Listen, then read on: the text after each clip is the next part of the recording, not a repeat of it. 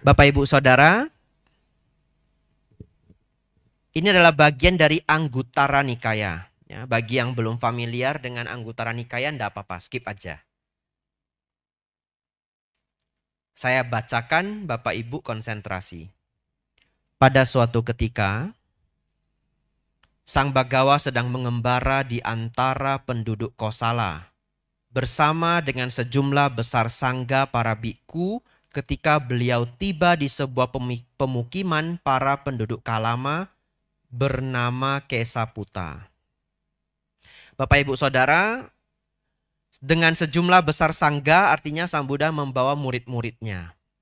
Satu rombongan kecil. Kita lanjutkan. Pada saat itu, para penduduk Kalama di Kesaputa telah mendengar dikatakan bahwa Pertapa Gotama, putra Sakya yang meninggalkan keduniawian dari sebuah keluarga Sakya, telah tiba di Kesaputa. Sekarang berita baik sehubungan dengan Guru Gotama telah beredar sebagai berikut. Bahwa Sang Bagawa adalah seorang arahat, tercerahkan sempurna. Seperti pada 3.63. Ini nanti saya bacakan setelah paragrafnya habis. Mengungkapkan kehidupan spiritual yang lengkap dan murni sempurna. Sekarang adalah baik sekali jika dapat menemui para arahanta demikian. Bapak Ibu Saudara, informasi paragraf pertama ini adalah nama dari Pertapa Gotama sudah terdengar sampai desa ini. Artinya Sang Buddha lumayan terkenal di desa ini. Tapi belum ada yang tahu beliau ngajar apa. Begitu ya. Lalu di sini mereka memanggil dengan sebutan Petapa Gotama. Dalam bahasa Pali Samana Gotama. Artinya mereka bukan Buddhis. Kalau mereka Buddhis, mereka akan memanggil dengan sebutan Sang Bagawa. Atau dengan sebutan Bante. Kalau mereka Buddhis. Jadi kadang-kadang dari sekedar pemilihan kosakata ini banyak sekali informasi yang bisa kita dapatkan. Kita lanjutkan. Di sini ada kalimat bahwa Sang Bagawa adalah seorang arahanta. Ya. Artinya yang mengungkapkan ini respect sekali dengan Sang Buddha. Dia menggunakan kata Sang Bagawa. Di antara sekawanan orang Kalama. Arahanta itu artinya apa Bapak Ibu Saudara? Artinya mereka yang telah mencapai kesucian tertinggi. Ditandai dengan, walaupun kalau mau diterjemahkan luas sekali, tapi salah satu kualitas dari seorang arahat adalah tidak ada lagi kemarahan sedikit pun, tidak ada lagi keserakahan dan nafsu sedikit pun, tidak ada lagi kesombongan sedikit pun. Lenyapnya kemarahan, keserakahan, dan kesombongan. Ini penerjemahan yang biasanya saya berikan kepada siapapun, baik yang Buddhis maupun non-Buddhis. Tapi kalau saya ketemu Buddhis, saya akan menerjemahkan sebagai yang telah mencapai kesucian tertinggi Nibbana. Begitu ya? Kita lanjutkan. Bapak Ibu Saudara, tadi ada informasi yang di dalam kurung seperti pada 3.63. Itu karena Sutta itu banyak sekali pengulangan-pengulangan dari kitab sebelumnya. Sehingga penerjemah ataupun compiler dari buku ini sering menyingkat. Tapi ada yang menarik dari 3.63. Yang menarik adalah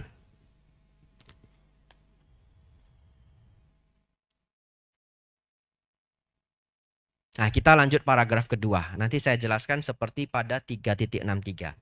Paragraf kedua Bapak Ibu Saudara. Kemudian para penduduk Gawa. Beberapa orang bersujud kepada Sang Bagawa dan duduk di satu sisi.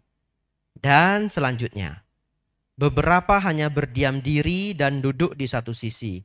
Sambil duduk di satu sisi, para penduduk Kalama itu berkata kepada Sang Bagawa. Baik, Bapak Ibu Saudara, di paragraf kedua ini maksudnya apa?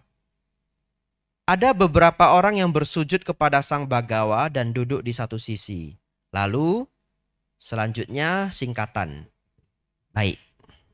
Bapak Ibu Saudara, saat itu ada 5 grup orang yang datang. 5 grup. Ya. Grup yang pertama, dia datang, kemudian bersujud kepada Sang Buddha, kemudian duduk di satu sisi. Artinya grup ini punya keyakinan yang tinggi. Mungkin dia sudah belajar sedikit dhamma dari temannya. Datang dengan full respect. Yang kedua, beberapa datang saling bertukar sapa dengan beliau dan setelah Ramatama selesai duduk di satu sisi. Jadi grup yang kedua datang, selamat malam Samana gitu, selamat malam. Sudah makan belum? Nah, sudah ndak boleh makan, begitu ya? Ya, oh iya ya, sudah ndak boleh makan kenapa? Saya puasa. Oh iya, baik-baik. Terus dia duduk di satu sisi. Tidak anjali, tidak namaskara, tidak memberi sujud. Artinya apa? Ini orang yang sekedar tahu Sang Buddha, tapi ya ndak respect-respect banget. Begitu ya? Sekadar respect. Selanjutnya, beberapa datang ya, memberi penghormatan, kemudian duduk di satu sisi. Tidak ada ramatama, datang anjali sebagai kesopan santunan yang umum di zaman itu. Apalagi bertemu pertapa, aliran apa saja, sama seperti kita di Indonesia. Kalau kita ketemu rohaniawan agama apa saja, kita sudah respect. Begitu ya. Saya sendiri jadi rohaniawan, ketemu rohaniawan lain, respect. Karena itu kebiasaan kita orang Indonesia, ya, memberi penghormatan kepada agamawan. Jadi mereka datang memberi penghormatan ke Sang Buddha, mungkin anjali, kemudian duduk di satu sisi. Grup yang ketiga. Grup yang keempat Bapak Ibu, datang menyebutkan nama dan suku, kemudian duduk di satu sisi. Ya. Jadi Bapak Ibu bayangkan, tiba-tiba ada sekelompok orang datang mau ikut kelas saya, hanya menyebutkan, Bante, saya dari Semarang. Kemudian duduk di satu sisi. Begitu ya. Atau menyebutkan nama dan suku, kemudian duduk di satu sisi. Yang terakhir adalah kelompok mereka yang diam saja, nggak ngomong apa-apa, tahu-tahu ya ikut dengerin. Kelompok ini bisa disebut sebagai kelompok skeptis, orang yang tidak gampang percayaan. Tapi saya tambahkan lagi, ini tidak ada di dalam catatan dari buku yang saya baca. Tapi ada satu lagi yang nggak kepikiran sama penulis bukunya. Mungkin orang yang diam saja ini introvert parah ya. Introvert parah dia bukan nggak respect, bukan nggak ingin memberi hormat, cuma dia introvert parah. Ya sudah, dia datang diam aja, duduk di satu sisi. Begitu ya. Kita lanjutkan Bapak Ibu Saudara. Bante, ada beberapa petapa dan brahmana yang datang ke Kesaputa. Paragraf ketiga. Mereka menjelaskan dan membabarkan doktrin-doktrin mereka sendiri, tetapi meremehkan, menjelek-jelekkan, mencemooh dan mencela doktrin lain. Bapak Ibu, sebelum saya lanjutkan saya minta konsentrasi karena kalimat ini penting ya. Kalimat ini penting. Ini inti ajaran Kalamasuta. Bagaimana seorang Buddha menghadapi pertanyaan yang seperti ini. Ya. Bante, ada beberapa petapa dan brahmana yang datang ke Kesaputa. Mereka menjelaskan dan membabarkan doktrin-doktrin mereka sendiri, tetapi meremehkan, menjelek-jelekkan, mencemooh, dan mencela doktrin yang lain. Tetapi kemudian beberapa petapa dan brahmana lainnya datang ke Kesaputa, dan mereka juga menjelaskan dan membabarkan doktrin-doktrin mereka sendiri, tetapi meremehkan, menjelek-jelekkan, mencemooh, dan mencela doktrin yang lain. Kami menjadi bingung dan ragu-ragu. Bante, sehubungan dengan petapa mana yang mengatakan yang sebenarnya dan yang mana yang berbohong. Ada berbagai petapa datang ke daerah ini. Setiap petapa membawa keyakinan dan ajarannya masing-masing. Masalahnya semua petapa yang datang bilangnya apa? Kecap saya nomor 1. Kecap yang lain busuk. Begitu ya? Itu bahasa gampangnya ya. Kecap saya nomor 1, kecap yang lain busuk. Kemudian, kenapa hal ini bisa terjadi di daerah Kesaputa? Itu karena desa Kesaputa ini atau kota, mau dianggap kota boleh, desa boleh ya, ini 2600 tahun yang lalu. Sekota-kotanya kota ini masih lebih baik desa kita zaman sekarang ya. Ini 2600 tahun yang lalu ini ya. Jadi desa Kesaputa ini terletak dekat dengan hutan pertapaan. Ya, sehingga banyak sekali pertapa yang datang berkunjung. Dan setiap pertapa yang akan ke hutan pertapaan pasti singgah di desa ini. Dan setiap hari Uposatha, para pertapa itu tidak berani masuk hutan. Karena di zaman Sang Buddha ada keyakinan setiap tanggal Uposatha, Uposatha itu bulan terang dan bulan gelap ya. Ada penanggalan tepatnya, tapi kalau Bapak Ibu malam-malam melihat bulan terang sekali, yaitu sudah dekat atau mungkin itu hari Uposatha. Hari ini hari Uposatha. Ya. Jadi di zaman dulu hari ini itu tidak ada pertapa yang berani bertapa di hutan. Karena meyakini akan ada yaka atau makhluk-makhluk raksasa yang mungkin akan keluar memakan para petapa. Ya, mungkin kalau di sini namanya Jumat Kliwon atau malam Suro, ya. Malam apa yang paling seram? Kalau di tanah Jawa ini? Ya, lebih kurang seperti itu ya. Nah. Oleh karena itu, banyak pertapa yang singgah di desa ini, lalu mengajarkan ajarannya. Kalau kita lihat, suasananya ya tidak juga sangat berbeda dengan zaman sekarang. Ya, Bapak Ibu Saudara, agama itu bukan satu, bukan 5. Yang tercatat di PBB saat ini, agama yang masih dia bunuh ibunya sendiri untuk persembahan. Apakah anak itu keliru? Ya keliru sekali. Tapi dia melakukan pembunuhan itu atas dasar doktrin yang bagi anak ini benar, umur 11 tahun. Dan sampai hari ini para pemuja setan di Amerika pun terkadang kedapatan melakukan penyiksaan terhadap hewan. Ya, kadang-kadang mereka membunuh rusa, rusanya dikuliti. Lalu nanti dibuat ini lingkaran seperti mantra-mantra magic itu, saya tidak mengerti ya. Tapi Bapak Ibu kalau cari di internet, Bapak Ibu bisa menemukan. Oleh karena itu Bapak Ibu Saudara, di zaman Sang Buddha pun ajaran tidak sedikit. Nah, sekarang mari kita lihat bagaimana Sang Buddha menjawab pertanyaan ini ya. Ya, kita lanjutkan. Paragraf keempat. Sebelum saya melanjutkan Bapak Ibu Saudara, Sutta ini ada 4 halaman, betul? Betul ya? Ada 4 halaman. Halaman pertama adalah yang paling penting. Oleh karena itu, saya akan menjelaskan halaman pertama ini cukup panjang. Ya, semoga Bapak Ibu menegakkan konsentrasi walaupun sudah seharian bekerja. Ya, semoga tidak lelah, bisa ikut konsentrasi. Halaman pertama ini adalah yang sangat penting. Adalah selayaknya bagi kalian untuk menjadi bingung. Oh penduduk Yogyakarta. Adalah selayaknya bagi kalian untuk menjadi ragu-ragu. Keragu-raguan telah muncul dalam diri kalian sehubungan dengan suatu persoalan yang membingungkan. Marilah, oh penduduk Kalama. Di sini start kita rodo hafal ya. Jangan menuruti tradisi lisan. Ajaran turun-temurun. Kabar angin. Kumpulan teks. Logika. Penalaran. Pertimbangan. Dan penerimaan pandangan setelah merenungkan.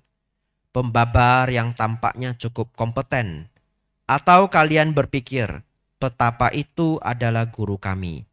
Tetapi ketika penduduk Kalama, kalian mengetahui untuk diri kalian sendiri, hal-hal ini adalah tidak bermanfaat, hal-hal ini adalah tercela, hal-hal ini adalah dicela oleh para bijaksana, hal-hal ini jika diterima dan dijalankan akan mengarah menuju bahaya dan penderitaan, maka kalian harus meninggalkannya.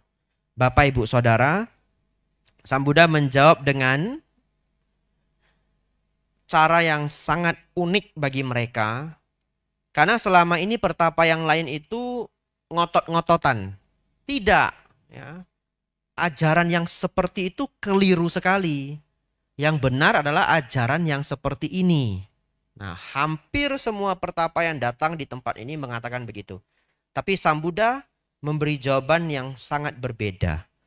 Beliau mengatakan begini, kalau diterjemahkan menjadi bahasa kita, jangan langsung percaya begitu saja apabila hal itu ada di tradisi lisan. Apa maksudnya tradisi lisan? Sutta ini termasuk tradisi lisan. Karena di zaman Sang Buddha belum ada buku. Ajaran Sang Buddha diturunkan lewat hafalan selama 500 tahun. Kali pertama dicatat adalah di Sri Lanka setelah 500 tahun Sang Buddha wafat. Jadi ajaran Sang Buddha pernah menjadi tradisi lisan selama 500 tahun. Jadi kalau kita mendengar satu ajaran yang melalui tradisi lisan juga tidak langsung percaya begitu saja. Yang kedua, ajaran turun-temurun. Walaupun diajarkan oleh kakek sendiri, ibu sendiri, ayah sendiri, jangan langsung percaya begitu saja.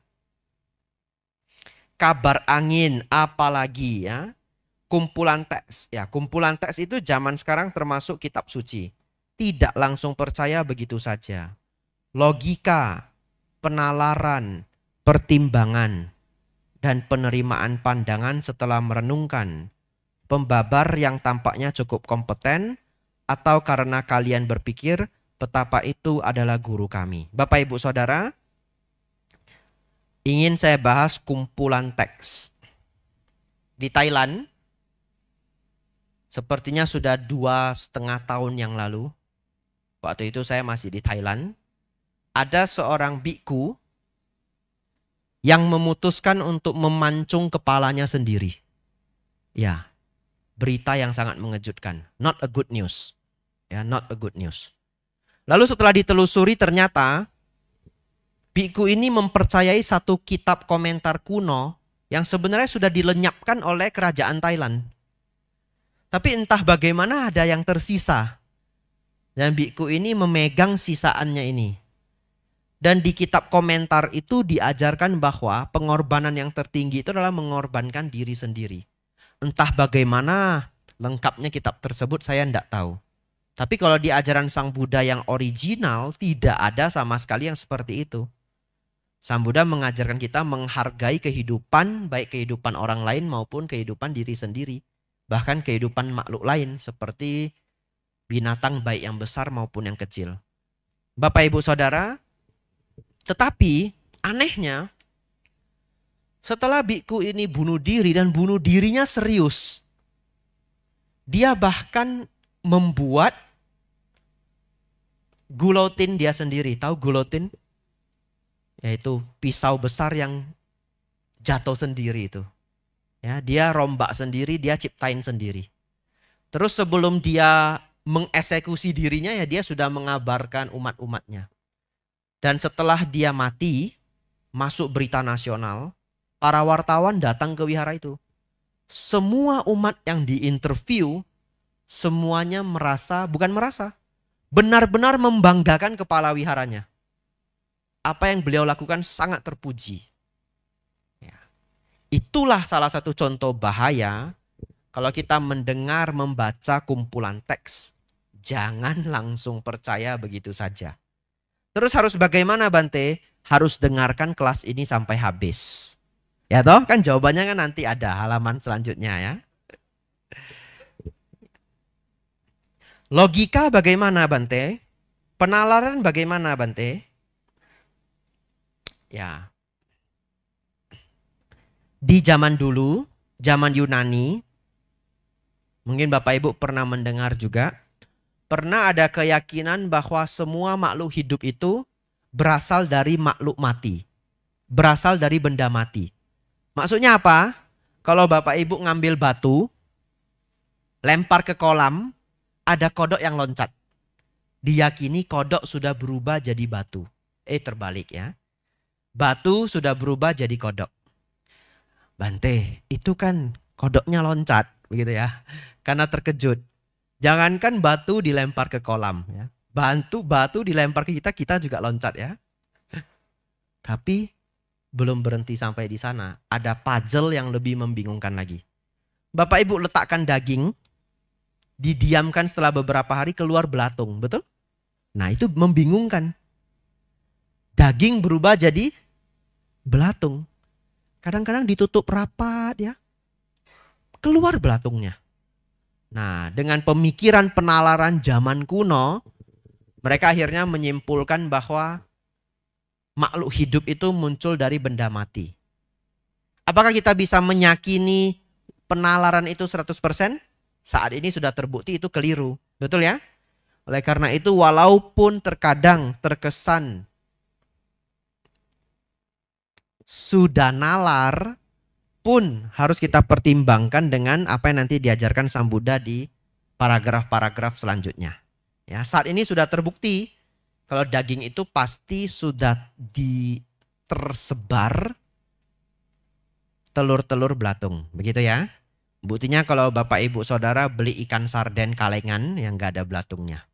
Karena nggak bisa masuk dan sudah disterilkan. Tapi kalau Bapak Ibu buka 1 hari aja, besok sudah basi. Ya, tapi kalau tidak dibuka, ikan sarden tidak basi-basi. Karena terlindungi. Bapak Ibu Saudara,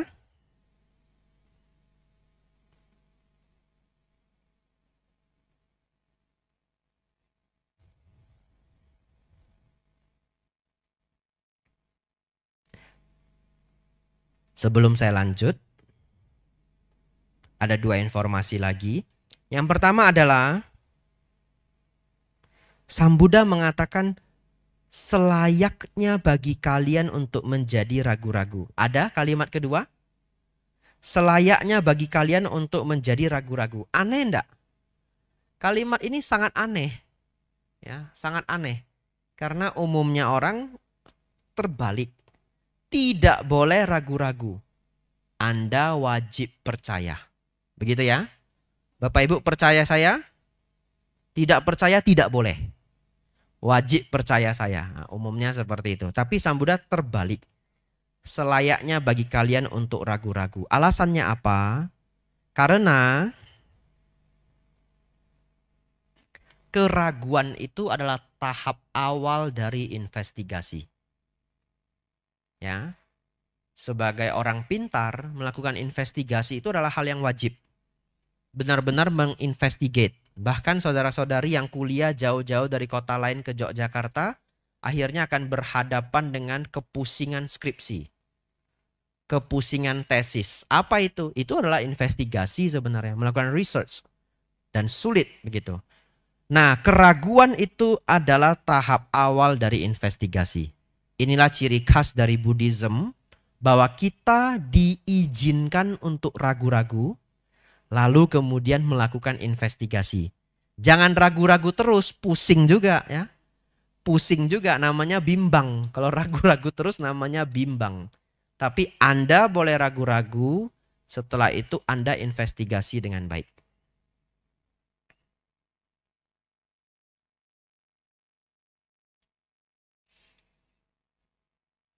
Dulu, nah kertasnya saya lipat dulu ya, tidak ada hubungannya. Dulu Bapak Ibu Saudara, saya belum jadi biku. Saya tinggal di kota Medan. Karena teman saya tahu, saya senang sekali dengan spiritual. Satu ketika teman saya nanya, dan teman saya ini bukan Buddhis. Dia nanya, ada teman saya yang sakit sudah bertahun-tahun. Mau ndak kamu kunjungi? Untuk apa? Kamu ajarin ajaran Buddha. Padahal dia bukan Buddhis. Lalu saya berpikir, dia mau denger ndak? Betul ya? Dia mau denger ndak? Mungkin mau katanya begitu. Ya sudahlah coba. Karena dia kena kanker Bapak Ibu Saudara. Ya, laki-laki umur 30-an. Setelah itu saya ingat hari Sabtu ya, atau mungkin Minggu, karena waktu itu kita tidak kerja.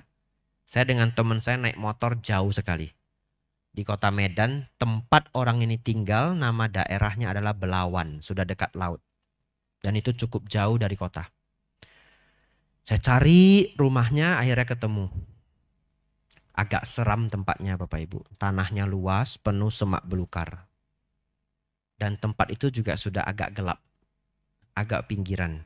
Kami naik motor, masuk. Ya.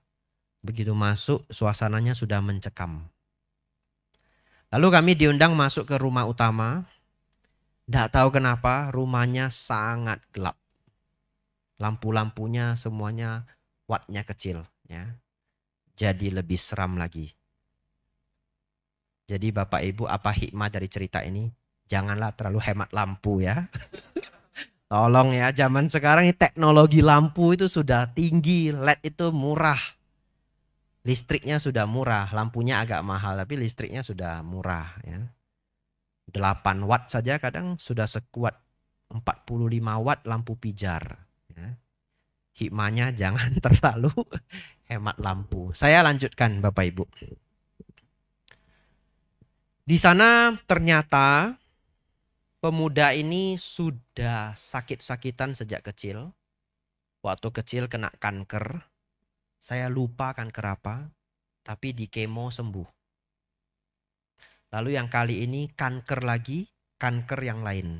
Kalau saya tidak keliru, yang pertama kanker paru-paru, yang kedua kanker tulang. Tapi yang kanker tulang ini benar, seingat saya. Jadi pas kami mendatangi dia dalam keadaan ada kanker tulang di badannya. Dan seperti sudah menunggu waktu. Lalu kami datang. Ya dia cukup senang ya, dia senang dengan kedatangan kami disajikan minum, terus duduk, lalu saya juga duduk dan saya bukan biku. Kalau biku lebih mau didengar, jadi jubah ini ada kekuatannya. Ya, dengan menggunakan jubah ini Bapak Ibu jadi lebih mau dengar gitu. Tapi kalau tidak menggunakan jubah sulit ya. Bayangkan saya datang pakai kaos, Bapak Ibu mau belajar Dharma? Lu siapa gitu ya.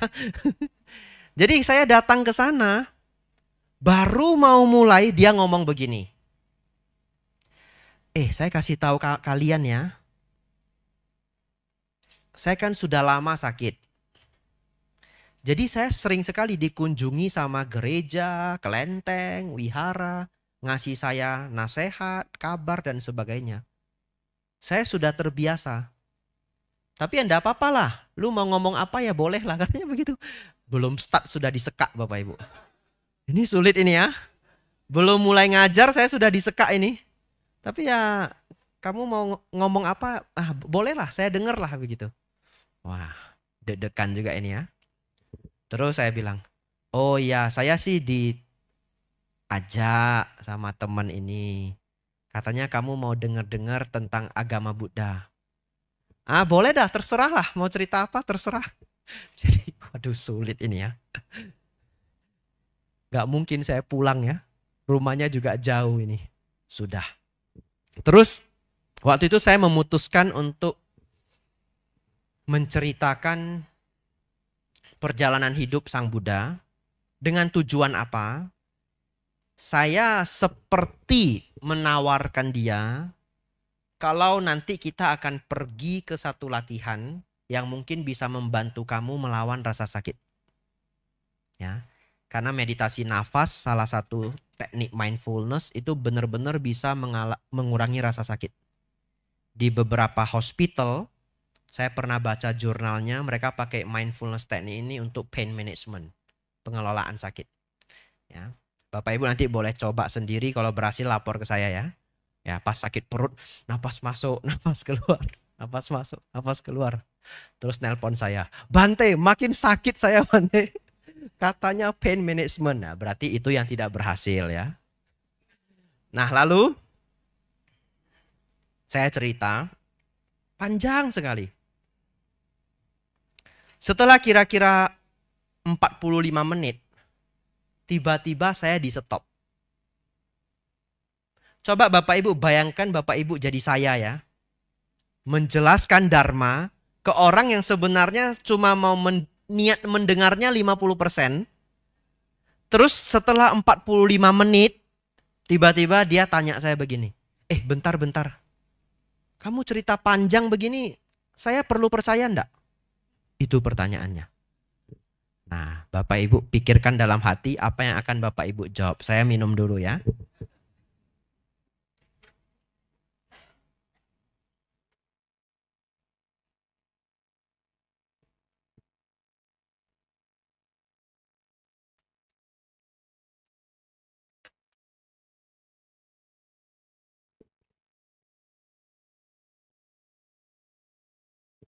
Ya, Bapak Ibu sudah punya jawaban di hati masing-masing ya.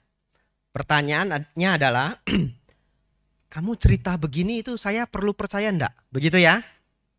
Waktu itu Bapak Ibu, saya langsung menjawab, oh enggak, kamu enggak perlu percaya. Nah, kalau yang dalam hati Bapak Ibu juga menjawab seperti itu, maka jawaban kita sama. Oh enggak, kamu enggak perlu percaya. Tahu enggak dia merespon apa Bapak Ibu? Oh kalau begitu lanjutkan. Kalau tadi kamu bilang saya harus percaya, kamu saya suruh pulang. Kenapa? Saya sudah bosan dengar ceramah. Begitu. Waduh. Terus saya terdiam. Jadi ini boleh lanjut? Boleh, silakan. Terus saya lanjut cerita. Akhirnya saya cerita hampir 3 jam. Ya, sampai bagaimana Samana Gotama berlatih di bawah pohon Bodhi. Apa itu pencapaian jana, apa itu samatha, lalu apa itu tewija, sampai nibbana. Sesingkat-singkatnya 3 jam lebih.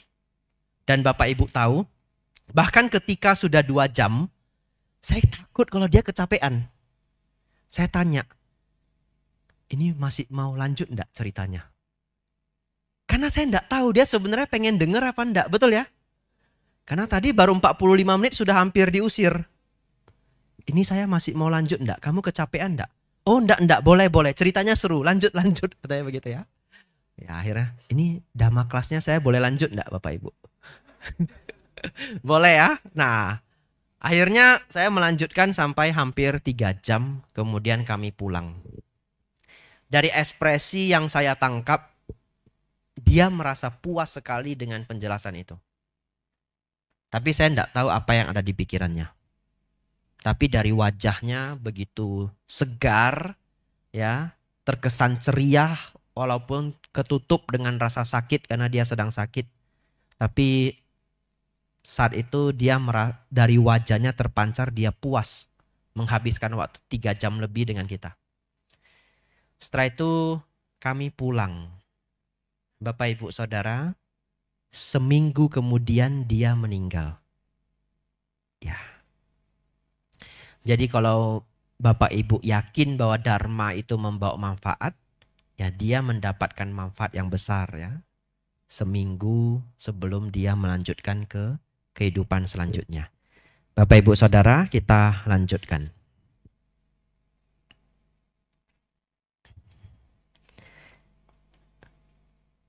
Yang ada angka 1-nya.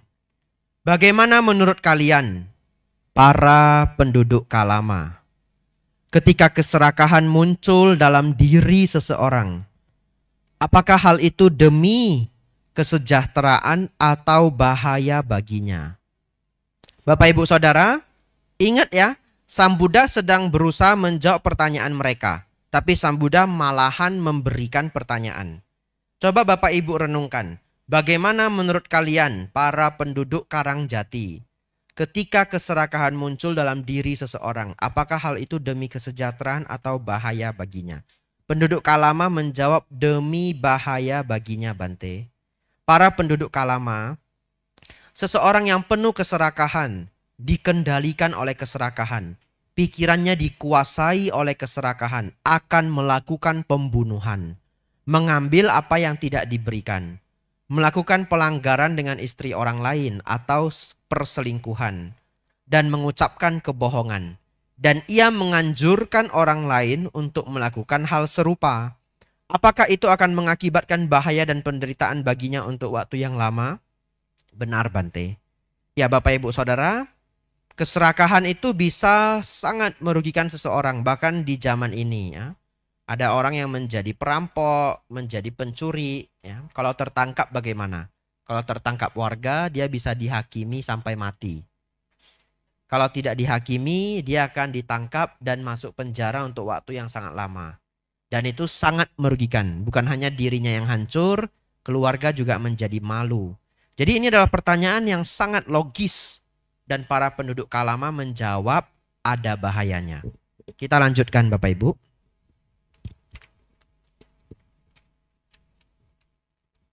Bagaimana menurut kalian para penduduk Kalama ketika kebencian muncul dalam diri seseorang? Apakah hal itu demi kesejahteraan atau bahaya baginya? Demi bahaya baginya Bante. Para penduduk Kalama, seseorang yang penuh kebencian, dikendalikan oleh kebencian, pikirannya dikuasai oleh kebencian, akan melakukan pembunuhan, pencurian, perselingkuhan, kebohongan, dan ia menganjurkan orang lain untuk melakukan hal serupa. Apakah hal itu akan mengakibatkan bahaya dan penderitaan baginya untuk waktu yang lama? Benar Bante. Ya Bapak Ibu Saudara, sepertinya di awal tahun, walaupun saya sangat jarang nonton namanya TV, ketemu TV mungkin di stasiun atau di airport ya.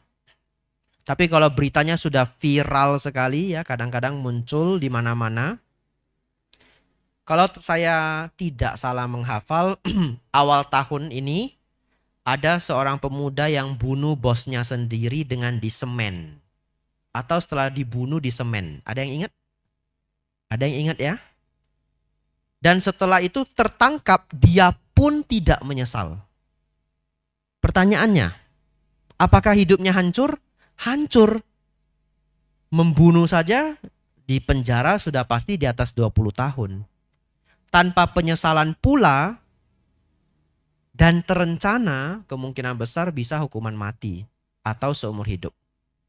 Jadi Bapak Ibu Saudara, atas dasar kebencian dia bunuh bosnya sendiri.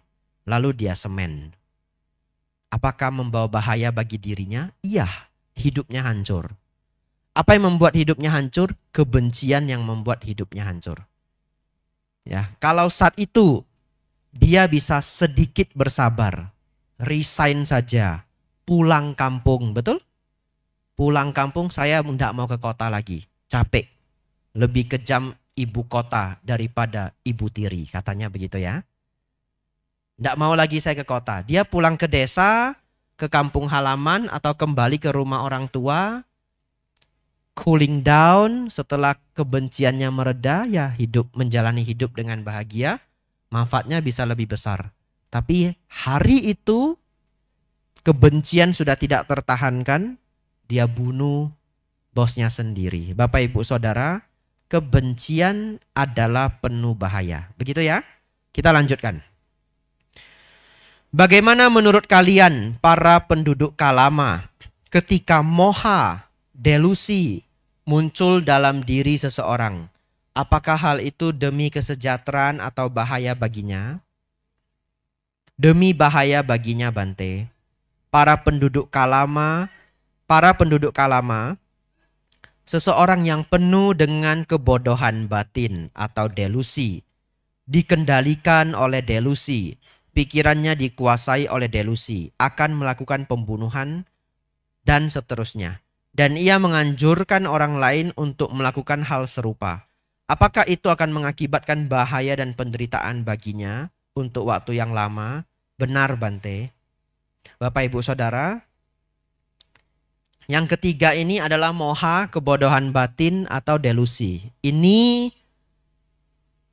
komposisinya banyak. Kesombongan jugalah delusi. Ego jugalah delusi. Tidak memahami dhamma juga adalah delusi. Punya pandangan salah juga adalah delusi. Jadi komposisi dari moha ini luas sekali. Oleh karena itu, hari ini setidaknya Bapak Ibu memahami secara sederhana dulu ya. Apa contohnya seseorang yang mengalami bahaya karena delusi? Misalkan kisah anak yang membunuh ibunya tadi. Dia membunuh ibunya karena tidak memahami ajaran yang baik. Jadi dia terdelusi. batinnya bodoh dalam bahasa Dhamma. Sehingga dia bunuh ibunya sendiri. Dia berumur 11 tahun dan waktu itu mungkin dia tidak merasa ada yang keliru. Tapi setelah itu dia pasti direhabilitasi. Kalau di Amerika, betul ya? Setelah pengadilan jalan, hukuman dijatuhkan, ya dia pasti akan diberikan treatment. Setelah treatment itu jalan dan berhasil, logikanya kembali secara umumnya orang, saat itulah dia akan mengalami penyesalan luar biasa. Apalagi nanti kalau dia sudah dewasa, menyadari kalau yang dia ikuti itu adalah ajaran yang buruk, ajaran sesat. Dan dia sudah membunuh ibunya sendiri. Maka dia akan mengalami bahaya. Hidupnya akan hancur ya. Dia bisa mengalami penyesalan yang sangat panjang. Kita lanjutkan Bapak Ibu. Sebelum kita lanjut kita rekap ya. Jadi ada 3 pertanyaan Sang Buddha, dosa, loba, dan moha. Kebencian, keserakahan, kebodohan batin. Apakah itu bahaya? Semua penduduk Kalama sepakat menjawab itu adalah bahaya. Bagaimana menurut kalian para penduduk Kalama? Apakah hal-hal ini adalah bermanfaat atau tidak bermanfaat? Tidak bermanfaat Bante. Tercela atau tidak tercela? Tercela Bante. Dicela atau dipuji oleh bijaksana? Para bijaksana. Dicela oleh para bijaksana Bante. Jika diterima dan dijalankan, apakah hal-hal ini mengarah menuju bahaya dan penderitaan atau tidak? Dan bagaimanakah kalian menganggapnya? Jika diterima dan dijalankan, maka hal-hal ini akan mengarah menuju bahaya dan penderitaan. Demikianlah kami menganggapnya. Demikianlah para penduduk Kalama. Ketika kami berkata, marilah para penduduk Kalama, jangan hanya sekadar menuruti tradisi lisan dan 9 lainnya yang di depan, tetapi ketika kalian mengetahui untuk diri kalian sendiri, hal-hal ini adalah tidak bermanfaat, hal-hal ini adalah tercela, hal-hal ini dicela oleh para bijaksana, hal-hal ini jika dijalankan dan dipraktikkan akan mengarah menuju bahaya dan penderitaan, maka kalian harus meninggalkannya. Adalah karena alasan ini, maka hal ini dikatakan. Bapak Ibu Saudara, semoga Bapak Ibu tidak salah paham. Maksud dari Sang Buddha bukanlah jangan percaya yang 10 di atas tadi. Misalkan kita ambil contoh kumpulan teks, kitab suci. Sang Buddha tidak memberi saran bahwa jangan percaya kitab suci. Bukan. Kita umat Buddha juga menggunakan kitab suci. Ini ada lengkap ya. Kitab suci di sini. Suta cukup lengkap di sini. Bapak Ibu ingin mencapai arahat, nginap di sini setahun, ini buku dihabiskan. Ya. Tahun depan sudah capai arahat, lapor ke saya ya. Nah, ini bukunya lengkap sekali. Tapi sedih sekali ya, sudah jarang yang baca, disembunyiin lagi ya. Ini enggak nampak itu ya. Nah, besok harus dibuat itu. Pamflet. Di sini ada kitab suci. Silahkan baca. Bapak Ibu Saudara, tetapi yang dimaksudkan oleh Sang Buddha adalah kalau Bapak Ibu mempelajari kitab suci, filternya yang 3 ini. Kalau apa yang kita baca itu tidak membawa pada kebencian, tidak membawa pada keserakahan, tidak membawa pada kebodohan batin, maka yang kita baca adalah kebijaksanaan. Tetapi ketika yang kita baca adalah membawa pada kebencian, membawa pada keserakahan, membawa pada kebodohan batin, kesombongan, ego, dan yang lainnya yang buruk-buruk yang merugikan, maka tinggalkanlah. Begitu ya. Jadi umat Buddha, Bapak Ibu Saudara, silahkan Bapak Ibu explore buku, pelajaran, pengetahuan apa saja seluas-luasnya. Selama Bapak Ibu punya kebijaksanaan berpikir, tidak mengarah pada dosa loba moha. Kalau ajarannya mengarah pada dosa loba moha, ya tidak perlu diikuti. Maksudnya apa? Boleh membaca seluas-luasnya. Bahu sacak cak si panca, winayo cak susi kito. Berpengetahuan luas dan berkarakter baik adalah berkah utama. Silahkan ingin belajar filosofi Yunani. Sekarang lagi tren Stoicism. Stoik ya. Marcus Aurelius, Seneca, dan yang lain. Silahkan baca. Bapak Ibu ingin menelusuri Taoisme, Konfusionisme, ya, ajaran Abrahami, silahkan telusuri. Itu semua adalah pengetahuan. Bau sacak cak si pancak. Berpengetahuan luas adalah berkah utama. Selama kita tahu, ketika mengarah pada kebencian, keserakahan, dan ego, kesombongan, dan kebodohan batin, maka tidak harus kita ikuti. Kita lanjutkan.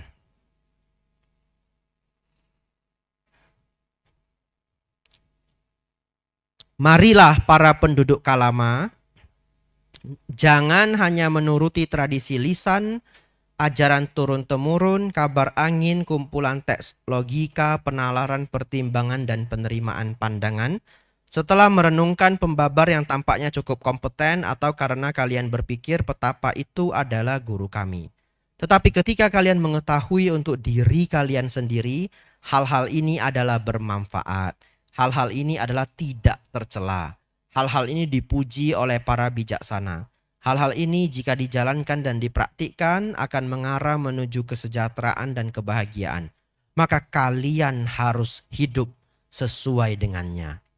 Bagaimana menurut kalian para penduduk Kalama? Ketika ketidakserakahan muncul dalam diri seseorang, apakah hal itu demi kesejahteraan atau bahaya baginya? Nah, Bapak Ibu Saudara, jangan lupa seperti yang saya sampaikan di depan, kita sedang membaca artefak, begitu ya?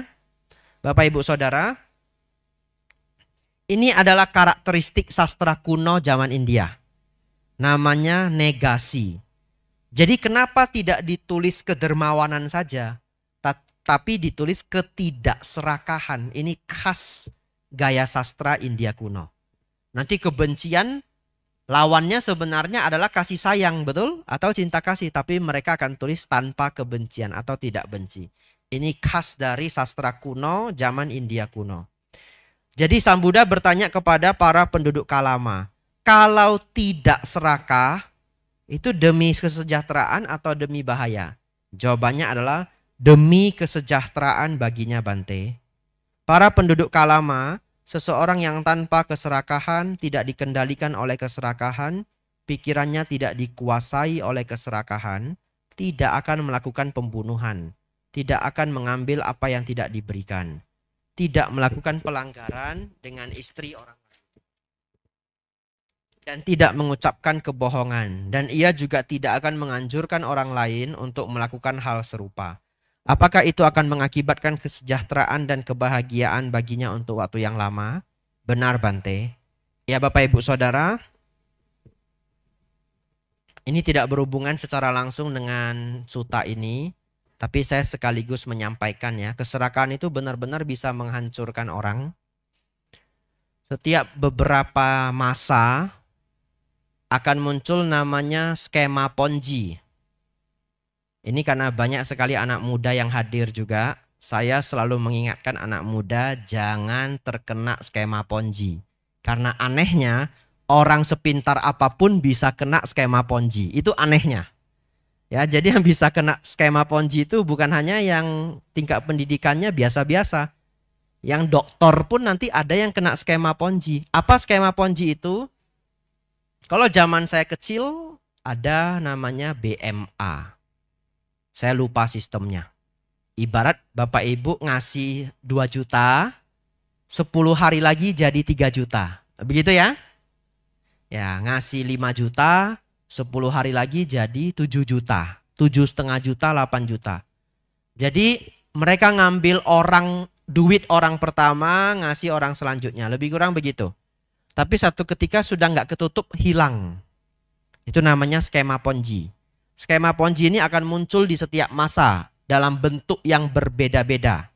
Biasanya targetnya itu anak remaja yang baru tamat SMA baru kerja. Ada yang seperti MLM, ada yang seperti investasi, ya. Kreatif sekali, kreatif sekali. Saya menganjurkan saudara-saudari di sini ingat, kalau satu sistem bisa mendapatkan uang sangat gampang, Anda harus jadi semakin cermat. Ya, saya tidak melarang Bapak Ibu untuk mencari nafkah. Saya hanya mengingatkan, semakin gampang peluang itu, semakin Anda harus ragu-ragu. Ya, Anda harus semakin riset semakin bagus. Dan saya selalu punya pemikiran seperti ini. Kalau segampang itu dapat uang, kenapa nawari kami? Gitu ya. Kalau segampang itu dapat uang, kenapa nawarin individu? Kenapa mereka tidak nawarkan ke level negara? Tawarkan ke negara Kamboja, negara Thailand, negara Laos yang mana mereka kesulitan ya, tidak terlalu tinggi tingkat level ekonominya, misalkan Laos, Kamboja. Tawarkan ke level negara. Kalau memang segampang itu dapat uang, mereka pasti invest, betul? Kenapa jauh-jauh datang ke sini nawari individu? Why? Ya itu salah satu pertanyaan. Kalau ternyata mereka bisa menjawab, ya silakan di research lagi. Saya tidak ikut-ikutan. Tidak perlu ngajak saya datang ke Mendut ya. Ya itu sebagai contoh bagaimana kadang keserakahan bisa menghancurkan seseorang. Kita lanjutkan Bapak Ibu Saudara. Bagaimana menurut kalian para penduduk Kalama, ketika ketidakdelusian muncul dalam diri seseorang, apakah hal itu demi kesejahteraan atau bahaya baginya? Demi kesejahteraan baginya, Bante. Para penduduk Kalama, seseorang yang tidak bodoh batinnya, tidak dikendalikan oleh moha, kekotoran, kebodohan batin, ketidaktahuan batin. Pikirannya tidak dikuasai oleh moha, tidak akan melakukan pembunuhan, pencurian, perselingkuhan, dan kebohongan. Dan ia juga tidak akan menganjurkan orang lain untuk melakukan hal serupa. Apakah itu akan mengakibatkan kesejahteraan dan kebahagiaan baginya untuk waktu yang lama? Benar, Bante. Bagaimana menurut kalian para penduduk Kalama? Apakah hal-hal ini adalah bermanfaat atau tidak bermanfaat? Bermanfaat, Bante. Tercela atau tidak tercela? Tidak tercela, Bante. Dicela atau dipuji oleh para bijaksana? Dipuji oleh para bijaksana, Bante. Jika diterima dan dijalankan, apakah hal-hal ini mengarah menuju kesejahteraan dan kebahagiaan atau tidak? Atau bagaimana kalian menganggapnya? Bapak Ibu Saudara bisa lihat, saking demokratisnya Sang Buddha ya. Beliau bahkan bertanya, atau bagaimana kalian menganggapnya? Begitu ya. Benar-benar seseorang itu diberikan hak untuk berpikir dan beropini. Dan jangan lupa ini adalah 2600 tahun yang lalu. Ya, yang saya tidak bisa membayangkan seperti apa culture di zaman itu. Jika diterima dan dijalankan, maka hal-hal ini akan mengarah menuju kesejahteraan dan kebahagiaan. Demikianlah kami menganggapnya. Demikianlah para penduduk Kalama. Ketika kami berkata, marilah para penduduk Kalama jangan menuruti tradisi lisan dan seterusnya. Tetapi ketika kalian mengetahui untuk diri kalian sendiri, hal-hal ini adalah bermanfaat, hal-hal ini adalah tidak tercela, hal-hal ini dipuji oleh para bijaksana, hal-hal ini jika dijalankan dan dipraktikkan akan mengarah menuju kesejahteraan dan kebahagiaan, maka kalian harus hidup sesuai dengannya. Adalah karena alasan ini, maka hal ini dikatakan. Bapak Ibu Saudara, inilah yang menjadi dasar berpikir ketika Bapak Ibu Saudara belajar Dhamma. Hari ini juga buku Dhamma itu banyak sekali versinya. Aliran Dhamma juga banyak sekali versinya.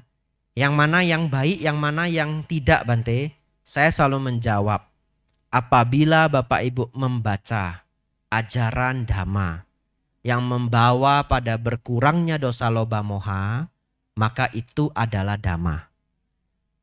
Kalau mau ditambahkan lagi, membawa pada berkembangnya meta, karuna, mudita, upekah. Totalnya 7 ya. Adosa, aloba, amoha. Meta, karuna, mudita, upekah. Walaupun aloba, adosa, amoha, adosa artinya tanpa kemarahan ya, tapi itu adalah levelnya arahat. Jadi kita memahami aloba, adosa, amoha dengan berkurangnya keserakahan, berkurangnya kemarahan, berkurangnya ego, kesombongan dan yang lainnya. 7 standar itu Bapak Ibu adalah standar spiritual. Kalau Bapak Ibu memahami 7 itu, silakan bawa kemana saja. Kalau Bapak Ibu ketemu orang yang spiritualnya tinggi, ciri-cirinya adalah 7 ini. Silakan Bapak Ibu bawa kriteria ini kemanapun dalam kehidupan Bapak Ibu. Ketika Bapak Ibu diberitahu, itu orang suci, itu orang spiritualnya tinggi. Apapun ilmu yang dia pelajari, apapun pengetahuan yang menjadi keyakinannya, Bapak Ibu silakan uji dengan yang 7 ini. Adosa, aloba, amoha, meta, karuna, mudita, upekah. Bapak Ibu ditawarkan, ini orang suci. Diajak teman sampai ke tempat yang jauh untuk bertemu orang suci. Begitu Bapak Ibu ketemu hari pertama, langsung ditawari. Mau tidak nyumbang tempat ini? Nggak usah banyak, 20 juta aja. Ya. Nah, masuk kriteria ini. Hati-hati ya. Dosa, loba, moha. Kalau dia benar-benar orang suci, maka tidak serakah menjadi karakternya. Hari pertama ketemu ditawari, mau ndak nyumbang 20 juta. Wah, ngeri sekali ya. Ya, kalau kenal sebulan jadi 35 juta. Tapi walaupun saya menceritakan ini seperti bercanda, kenyataannya itu terjadi di lapangan. Buktinya apa Bante? Buktinya setiap beberapa masa muncul pemberitaan. Nanti Bapak Ibu tunggu aja. Setiap beberapa masa muncul lagi dukun penggandaan uang. Itu setiap 5-6 tahun muncul satu. Setiap 5-6 tahun muncul satu ya. Jadi habis skema Ponzi dukun, habis skema Ponzi dukun gitu ya. Mereka ganti-gantian, jadi mereka tidak saling nyerobot. Kalau skema Ponzi lagi naik ya, nah, dukun lipat ganda uang turun dulu. Ya, skema Ponzi ketahuan, semua orang Indonesia ndak main skema Ponzi lagi. Dukun pelipat gandaan uang muncul ya. Ya, kadang-kadang bukan uang, ngambil emas, ngambil ini, apa saja dah caranya. Dan pernah ada dukun yang ketangkap polisi, terus diminta reka ulang bagaimana dia menggandakan uang. Ternyata orang ngasih uang ke dia pegang ke belakang jubahnya baca jampi-jampi. Keluarnya jadi banyak. Ya iya, uangnya ada di belakang jubah semua. Tapi saya heran ya, pengikutnya banyak ya, puluhan orang, nggak ada satu yang kayak ngeh gitu. Itu jubahnya di belakang itu beneran ya ndak ada uangnya. Masa ndak ada yang ngeh ya? Tapi ya sudahlah, saking pintarnya dia ya. Ya. Betul ya, dukun penggandaan uang. Nanti kita tunggu yang episode selanjutnya tekniknya apa ya. Yang terakhir saya ikuti adalah yang duit taruh di belakang muncul jadi banyak.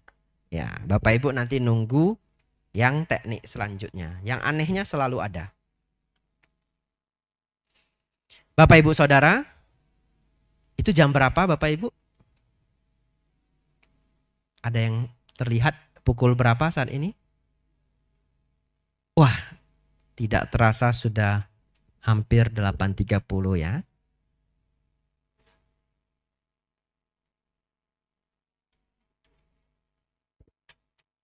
Bapak Ibu tahu, bagian sangat menarik dari suta ini adalah halaman terakhir. Bagian paling penting adalah halaman pertama. Bagian paling menarik adalah halaman terakhir. Ya, enggak perlu diintip dulu ya. Nanti namanya spoiler kalau diintip dulu. Sudah mau nyampe ya. Ayo kita menuju halaman terakhir ya. Menarik sekali halaman terakhir. Kita baca paragraf terakhir halaman 3. Kemudian para penduduk Karangjati, siswa mulia itu yang hampa dari kerinduan, hampa dari niat buruk, tidak bingung, memahami dengan jernih, penuh perhatian, berdiam dengan meliputi satu arah, dengan pikiran yang dipenuhi cinta kasih, dengan pikiran yang dipenuhi belas kasihan, karuna, dengan pikiran yang dipenuhi dengan kegembiraan altruistik, mudita, senang melihat orang lain bahagia, dengan pikiran yang dipenuhi dengan ketenang seimbangan, UPK, Demikian pula dengan arah kedua, ketiga, dan keempat. Demikian pula ke atas, ke bawah, dan sekeliling, ke segala penjuru, dan kepada semua makhluk seperti kepada dirinya sendiri. Ia berdiam dengan meliputi seluruh dunia dengan pikiran yang dipenuhi dengan keseimbangan. Luas, luhur, tanpa batas, tanpa permusuhan, tanpa niat buruk. Sang Buddha memberitahu kita, inilah yang selayaknya kita kembangkan. Begitu ya. Metta, karuna, mudita, upekah. Dan punya cinta kasih kepada semua makhluk tanpa memilih. Oleh karena itu, ajaran Sang Buddha secara naturalnya tidak perlu diajak-ajak, adalah sudah penuh dengan toleransi. Terbebas dari rasisme apapun. Karena tidak ada cerita rasisme. Semuanya adalah kepada semua makhluk tanpa memilih. Jadi Buddhism adalah salah satu ajaran yang secara alamiahnya benar-benar penuh dengan toleransi. Kita lanjutkan ke halaman yang sudah dinanti-nanti ya.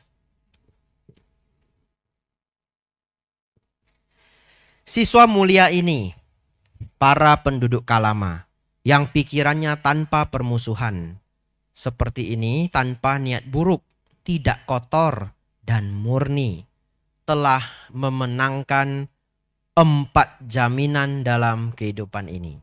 Saya stop dulu.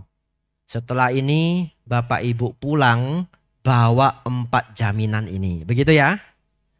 Jadi kalau ditanya besok sama temannya, kemarin ke wihara Bante Abhijato kasih apa? Kasih hadiah 4 jaminan. Begitu ya. Apa 4 jaminannya? Suruh dengerin ini rekaman ceramah. Ya. Biar dengerin dari awal. Ini menarik sekali 4 ini Bapak Ibu. Bapak Ibu harus terus membayangkan bahwa Sang Buddha sedang memberi penjelasan kepada sekelompok orang desa yang belum pernah mendengar Dhamma. Begitu ya. Dan tidak punya sada dengan beliau. Ini orang biasa. Bukan upasaka upasika. Bukan murid beliau sendiri. Dan beliau memberikan 4 jaminan ini sebagai pemikiran untuk mereka.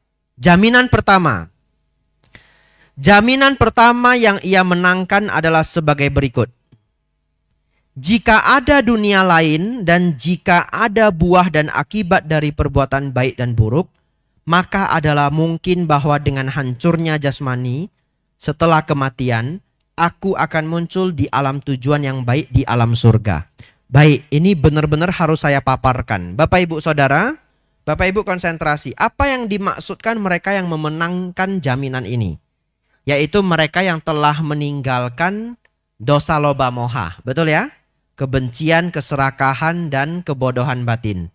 Dan mereka sudah mulai mempraktikkan adosa aloba amoha. Muncul metta karuna mudita upekah. Mereka akan memenangkan 4 jaminan ini. Jaminan yang pertama, kalau ada kelahiran kembali. Kalau ada reinkarnasi. Dan jika hukum kamawipaka benar adanya, maka orang yang telah menjadi orang yang penuh cinta kasih ini akan muncul di alam yang baik, alam surga. Nomor 1 ya, premis nomor 1. Kalau ada reinkarnasi dan kalau ada hukum kamawipaka, mereka yang sudah jadi baik ini akan terlahir di alam surga. Nomor 2. Jaminan kedua yang ia menangkan adalah sebagai berikut. Jika tidak ada dunia lain dan jika tidak ada buah dan akibat dari perbuatan baik dan buruk, tetap saja di sini dalam kehidupan ini aku hidup dalam kebahagiaan, tanpa permusuhan, tanpa niat buruk, bebas dari kesulitan.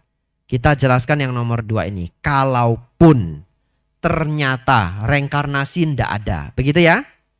Kalaupun ternyata hukum kamawipaka tidak benar.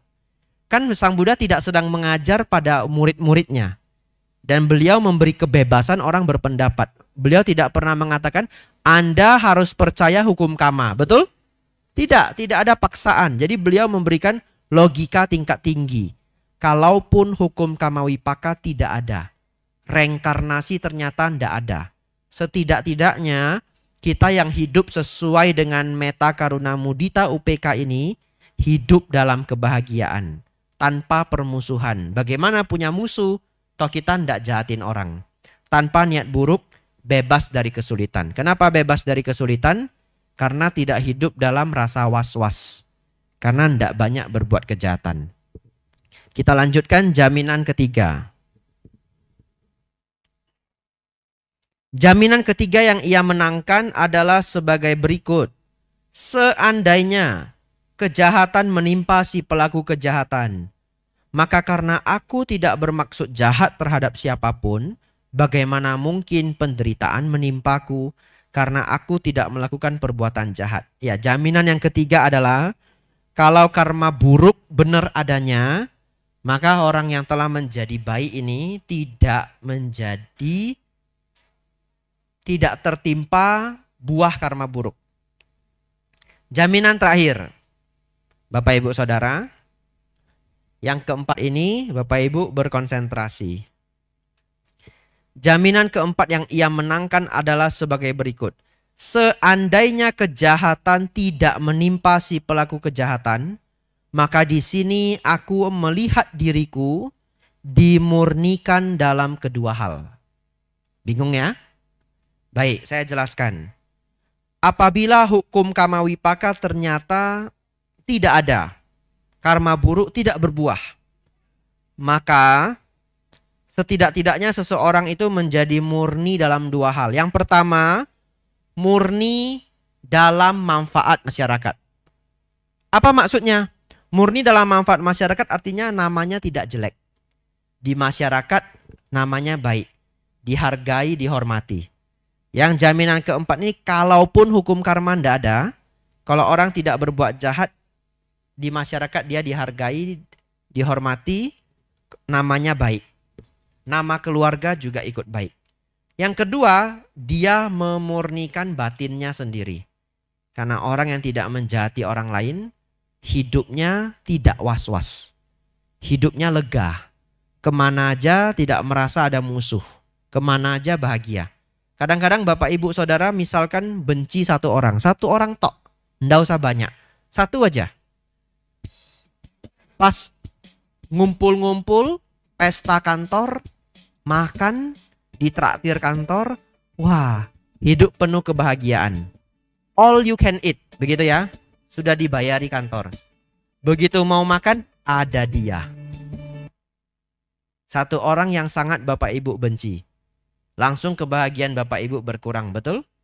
Jadi Bapak Ibu Saudara, kalau batin kita bersih dari hal-hal buruk, maka hidup kita penuh dengan kelegaan. Tadi sebelum kita habiskan Bapak Ibu Saudara, tadi contohnya kadang-kadang terjadi di antara umat Buddha ya. Siapa aja boleh. Walaupun di wihara belajar untuk tidak membenci ya, tapi masih benci 1-2 orang, misalkan seperti itu. Tapi itu jadi tidak relevan. Kenapa tidak relevan? Karena kalau membaca doa, doanya apa? Sabe sata bawantu sukitata. Semoga semua makhluk hidup berbahagia. Tapi karena benci satu orang, semoga semua makhluk hidup berbahagia. Kecuali dia gitu. Ya, itu kenyataannya begitu ya. Jadi setiap ke wihara menutup puja bakti ikut membaca Sabe sata bawantu sukitata. Semoga semua makhluk hidup berbahagia. Terus kecil-kecil kecuali dia. Sadu, sadu. Ya. Jadi tidak relevan ya. Ya, semoga pulang dari Dhamma kelas ini Bapak Ibu tidak ada satu orang pun yang Bapak Ibu benci. Saran saya, Bapak Ibu boleh menghindari, tapi jangan membenci. Asewana cak balanang, pandita nancak sewana. Bergaulah dengan orang bijaksana, jangan bergaul dengan orang bodoh. Orang bodoh yang dimaksud Sang Buddha adalah yang tidak bermoral ya, tidak punya kedermawanan sedikit pun, karakternya buruk, yaitu kita jauhi, tidak bergaul dengan mereka yang karakternya buruk. Menjauhi itu bukan membenci, betul ya? Jadi Bapak Ibu kalau tidak suka dengan satu orang, tugas Bapak Ibu adalah mengurangi kebencian dalam batin. Tapi kalau Bapak Ibu tidak ingin sering ketemu, kalau dia jalan ke kanan Bapak Ibu ke kiri, ya silahkan aja ya. Tapi ya pelan-pelan, ketika kebenciannya sudah terbuang semua, ketemu ya juga enggak apa-apa. Yang jangan ditiru kan karakter buruknya. Ya Bapak Ibu tidak perlu melakukan proyek bersama, kecuali terpaksa. Kan begitu ya?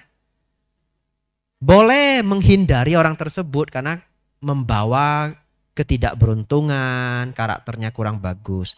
Tapi janganlah sampai level membenci. Kita lanjutkan Bapak Ibu Saudara.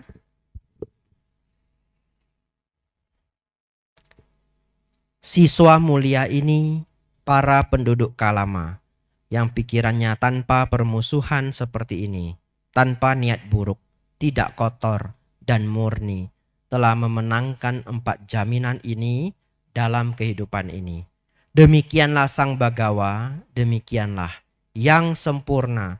Siswa mulia ini yang pikirannya tanpa permusuhan seperti ini, tanpa niat buruk, tidak kotor dan murni, telah memenangkan 4 jaminan dalam kehidupan ini. Jaminan pertama yang ia menangkan hingga jaminan keempat yang ia menangkan adalah sebagai berikut. Seandainya kejahatan tidak menimpa si pelaku kejahatan, maka di sini aku akan melihat diriku dimurnikan dalam kedua hal. Siswa mulia ini Bante, yang pikirannya tanpa permusuhan seperti ini, tanpa niat buruk, tidak kotor dan murni, telah memenangkan 4 jaminan ini dalam kehidupan ini. Bagus sekali Bante, sadu Bante, sadu Bante. Kami berlindung kepada Sang Bagawa, kepada Dhamma dan kepada Sangga. Budang saranang gacchami, Dhammang saranang gacchami, Sanggang saranang gacchami. Sudilah Sang Bagawa menganggap kami sebagai umat-umat awam yang telah menerima perlindungan sejak hari ini hingga akhir hidup kami. Bapak Ibu Saudara, saking luar biasanya para penduduk Kalama ini begitu kagum dengan ajaran Sang Buddha, mereka beramai-ramai menyampaikan niat mereka ingin menjadi murid Sang Buddha. Kalau zaman sekarang bahasanya adalah masuk agama Buddha, bahasa zaman sekarang. Tapi pada saat itu ya mereka hanya bahwa Sang Bagawa, sudilah Sang Bagawa menganggap kami sebagai umat-umat awam yang telah menerima perlindungan sejak hari ini hingga akhir hidup kami. Mereka mengungkapkan menjadi murid Sang Buddha. Informasi Bapak Ibu Saudara, ternyata tidak semua sutta berakhir seperti ini. Tidak setiap sutta, tidak setiap orang bertemu Sang Buddha berakhir dengan menyampaikan ingin menjadi murid Sang Buddha. Kadangkala lucu. Sudah dijelaskan panjang seperti ini. Ini 4 halaman ya. Ada satu sutta 6 halaman. Sang Buddha menjelaskan hukum karma dengan begitu baik. Konsep-konsep Dhamma dengan begitu baik. Tahu enggak nutupnya apa Bapak Ibu? Baiklah petapa, baiklah. Saat ini banyak yang masih ingin saya kerjakan. Saya pamit dulu. Begitu ada. Jadi enggak semua tergugah ya. Ada yang ngomong opo pertapa ini ya, enggak mau dengar lagi. Saya ngomong belum selesai, maaf Bante, maaf saya sibuk tak pulang dulu. Ya baik silakan, kan enggak mungkin tak tarik toh. Ya silahkan mau pulang ya boleh. Ya Bapak Ibu Saudara, akhirnya penduduk Kalama memilih menjadi murid Sang Buddha. Berakhir sudah Bapak Ibu Saudara. Selamat, hari ini Bapak Ibu belajar sutta yang legend sekali. Memang belajar sutta tidak gampang. Tidak semenarik ceramah puja bakti umum. Ya, saya tidak bisa guyon-guyon. Ya, saya hanya berusaha membuat ceritanya seru supaya Bapak Ibu tidak ngantuk ya. Itu pun tadi ada 35% yang ngantuk ya. Kenapa Bante tahu? Karena otak saya ini ada radarnya. Iya benar, saya sambil mengajar itu saya lihat setiap orang saya tahu. Yang mana yang masih dengar, yang mana nyawanya tinggal separuh, yang mana yang sudah melamun, habis ini mau makan apa ya? Tapi wihara bagi makanan enggak ya? Misalkan ya. Itu saya tahu Bapak Ibu, tapi kalau hanya 10%, 20% saya biarkan aja dulu. Tapi begitu saya sudah sensor nih, sudah kebanyakan yang sudah enggak mendengar, saya panggil ya. Panggilnya banyak macam cara. Tak kasih cerita, tak tanyain ini jam berapa. Orang nggak tahu kenapa saya nanya jam ya. Silakan lihat rekaman saya di mana-mana nanya jam. Mereka itu enggak tahu kenapa saya nanya jam. Itu karena sensor 30% sudah melayang-layang, tak tanyain jam berapa ini. 8.25 Bante. Oh iya, kita lanjutkan. Nah, konsen lagi. Yaitu berbagai macam cara. Bapak Ibu Saudara, memang belajar suta tidak gampang, tapi bahagia sekali. Mulai hari ini Bapak Ibu punya pengetahuan baru. Suta yang sangat legend, namanya Kalama Suta. Suta ini menunjukkan betapa logisnya Buddhism dan tidak pernah memaksakan kehendak orang lain untuk menyakini kita. Oleh karena itu kalau Bapak Ibu ada yang penasaran, kenapa Bante kami di wihara itu ndak sering dimotivasi untuk ngajak teman ke wihara. Cuma kan lama-lama wihara jadi kosong Bante. Tapi itu memang adalah cara berpikir Buddhis.